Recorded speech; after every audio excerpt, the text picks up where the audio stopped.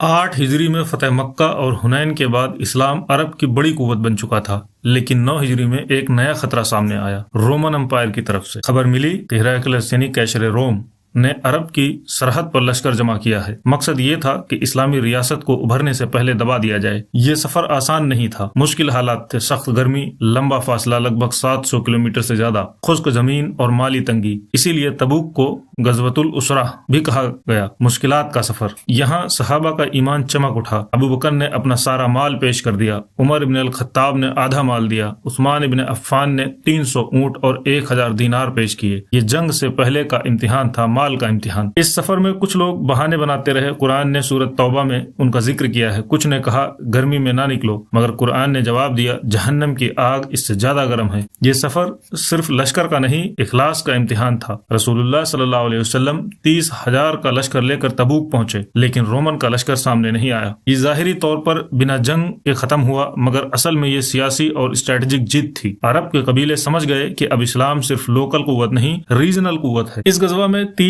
مومن صحابہ پیچھے رہ گئے، قعب ابن مالک، ہلال ابن امیہ اور مرارہ ابن رابی۔ انہوں نے جھوٹ کا سہارا نہیں لیا، سچ بولا۔ 50 دن تک ان کا سوشل بائیک آؤٹ ہوا، پھر اللہ نے ان کی توبہ قبول کی۔ یہ واقعہ دکھاتا ہے کہ اسلام میں سچ بولنا مشکل ہو سکتا ہے، مگر انجام رحمت ہوتا ہے۔ گہرا سبق یہاں یہ ہے کہ مشکل سفر ایمان کو صاف کرتا ہے۔ مال کا امتحان تلوار سے پہلے آتا ہے۔ منافقت سب سے بڑا اندرونی خطرہ ہوتا ہے، اور کبھی کبھی بنا جنگ کے بھی سیاسی فتح ہوتی ہے۔ یاد رکھیے، تبوک میں تلوار نہیں چلی، مگر ایمان کا امتحان پورا ہوا۔